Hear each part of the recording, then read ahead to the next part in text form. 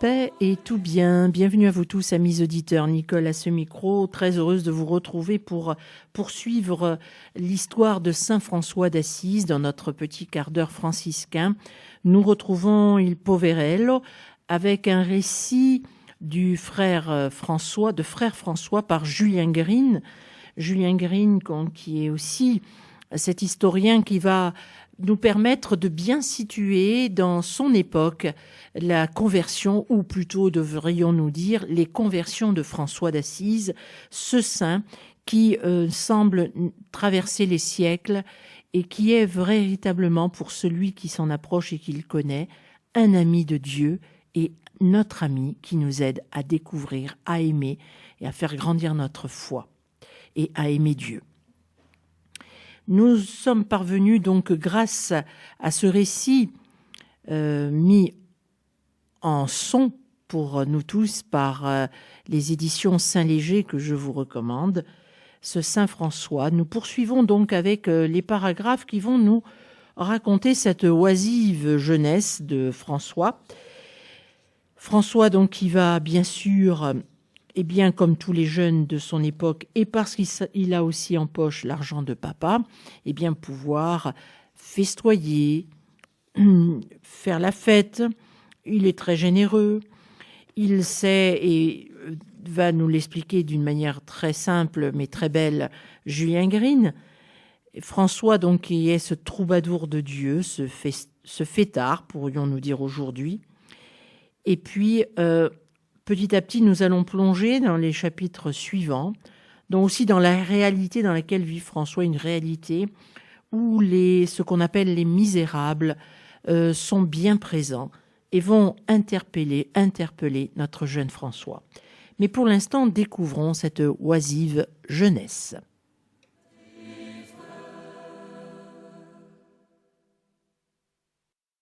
Oisive jeunesse. Le voilà donc membre actif de la corporation des drapiers. Vendeur. La maison est solide.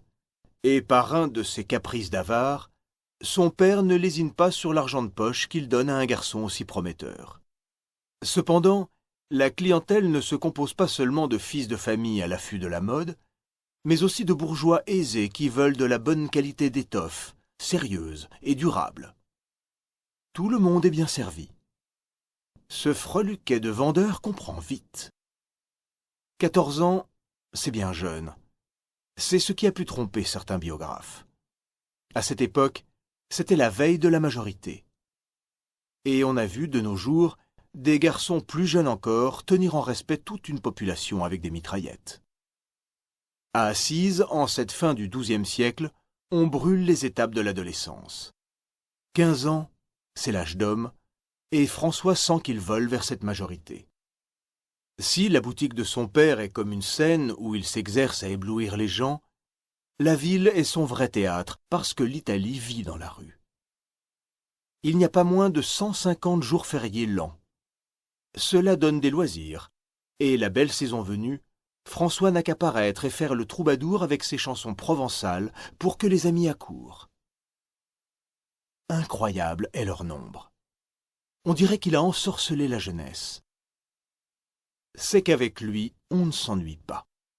Si courte que soit encore son expérience de la vie, il sait organiser des fêtes, commander une table dans la bonne auberge, choisir ce qu'il y a de meilleur. Un début peut-être, mais plein d'avenir. On fera mieux plus tard. Il a déjà la manière, et ce qui simplifie tout, détail qui a son prix, ses poches sont toujours bien garnies. Où est le vendeur de la maison Bernardone? Il se sent si naturellement supérieur à ses compagnons qu'il dirige sans peine toutes les opérations. Celles-ci sont en général nocturnes et tapageuses. Lui crie la joyeuse bande qui a beaucoup trop bu. Mais quoi? C'est le petit drapier qui régale. Après les dîners fins, on court danser. Comme on dit en France, après la panse, la danse. L'heure est tardive. L'aube va poindre, les volets s'ouvrent, et des dormeurs réveillés par des cris ou des sérénades protestent. C'est encore ce diable de François qui mène la farandole au cœur de la ville plongée dans le sommeil. On crie au scandale, mais pas trop fort, car le coupable a ceci de particulier que tout le monde l'aime, et qu'après avoir un peu grogné, on lui passe tout, et on se rendort. La farandole effrénée poursuit sa course tourbillonnante, sans but. On ne sait où l'on va. François moins que les autres. La terre est si belle. Les jours fériés, il y en a tant, François se promène à cheval dans la campagne, d'une propriété à l'autre de son père. Sur ses épaules, un de ces admirables manteaux légers et flottants dont raffole la haute société. Et il se tient si bien à cheval, le jeune Bernardone, qu'on le prendrait pour un noble. Cette méprise, comme il s'ingénue à la cultiver. C'est un peu naïf, mais qu'importe. Il est jeune et si heureux de vivre, et ces paysages d'Ombrie le ravissent. Pourra-t-il jamais se lasser d'admirer les prés, les bois et la lumière surtout? Des amis se joignent à lui pour la joie de galoper dans cette nature d'une beauté grisante. Ces amis qui lui viennent de tous les côtés, et qui sont tout prêts à le suivre partout. Que voit-il donc de si remarquable chez ce garçon, chez cet homme de 15 ans? S'il les éblouissait tous, de quoi avait-il l'air? Car enfin cela compte. Presque de taille moyenne, mince et gracieux, sans être beau, il était inoubliable. Une tête petite et ronde, le front bas, le nez droit et régulier, des oreilles petites et comme dressées, les dents serrées, égales et blanches, les mains fines, les doigts longs, la peau douce. Et surtout, de grands yeux changeants. On devine ce qui ne peut se décrire, le rayonnement de sa personne qui déjà agissait sur le nombre.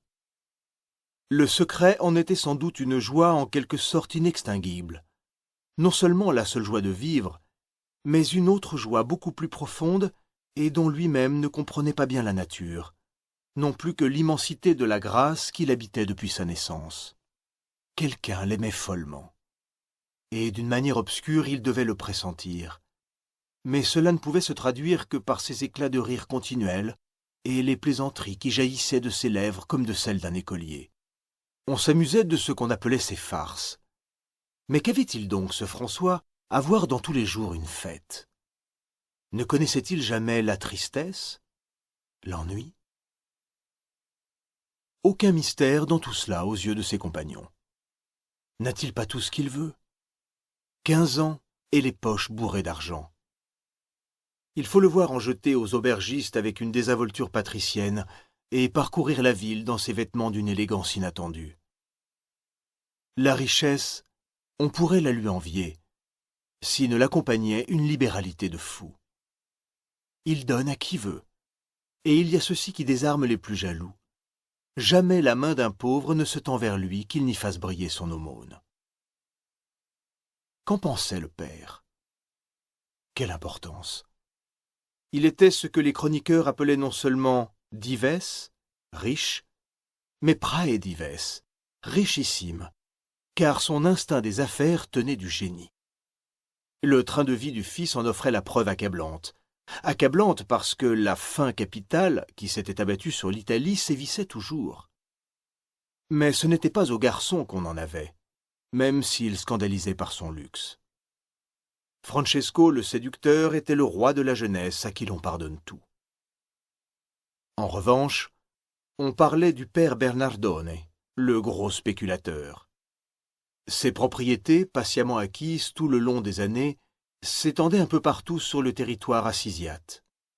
Bois, prairies, fermes, jardins ombragés, morceaux de montagne, torrents à truites, tout passait dans sa poche. On n'en finissait pas d'énumérer ces lieux paradisiaques où François pouvait s'enfoncer dans d'agréables solitudes si l'envie lui en prenait. Méditait-il alors, l'enfant gâté, sur l'effarant contraste entre l'opulence familiale et la détresse du pays? On peut se le demander, car rien n'est clair dans ce destin étrange. À cet âge si jeune, on ne réfléchit pas encore beaucoup. La charité une fois faite, la pauvreté s'efface pour un temps. Et puis, les plaisirs sont là. Les domaines du père offraient de belles randonnées. Il en avait dans tous les coins. Refuge contre l'été, contre la menace de la peste qui pouvait faire de brusques et terrifiantes apparitions, et on galopait de l'un à l'autre avec un brin d'ostentation chez François. Pour arriver à Rivotorto, où il y a son étang favori, il faut passer par la fontanelle. Et là-bas, un bâtiment dont le nom même fait peur, l'Ospedale, le lazaret où sont parqués les lépreux. Les garçons se bouchent le nez, affirment qu'ils sentent l'effroyable puanteur et tournent bride sans pudeur. Et François? Les mauvaises odeurs l'accommodent au-delà de ce qu'on pourrait croire. Il est de nature un dégoûté. Ici, la misère humaine lui souffle au visage son haleine de mort. Et celui qui sera le plus grand saint de la chrétienté se bouche le nez et pique des deux lui aussi. François lui-même nous a avoué sa faiblesse dans son testament. Et oui, effectivement, François déclarera dans son testament ce beau témoignage. Quand j'étais encore dans le péché, la vue des lépreux m'était insupportable, mais le Seigneur me conduisit parmi eux et me fit miséricorde. Et tout ce qui était amer pour le corps et l'âme devient pour moi douceur de l'âme et du corps. Voilà, donc ça c'est l'introduction du testament, mais nous le reverrons aussi avec Julien Green. Voilà, mes auditeurs, pour aujourd'hui, nous allons nous quitter sur ce tableau que nous a dépeint un petit peu Julien Green à travers cet ouvrage, en nous présentant François donc comme joyeux, la troubadour. Dans les prochains paragraphes que nous verrons, on va rentrer un peu plus dans la réalité, une réalité aussi dramatique, mais où François, petit à petit, va découvrir le visage de Dieu, le visage du Christ. Que le Seigneur vous bénisse, qu'il tourne vers vous son visage et vous donne la paix, comme se plaisait à le dire François. Amis auditeurs, avec cette salutation, je vous donne rendez-vous la semaine prochaine.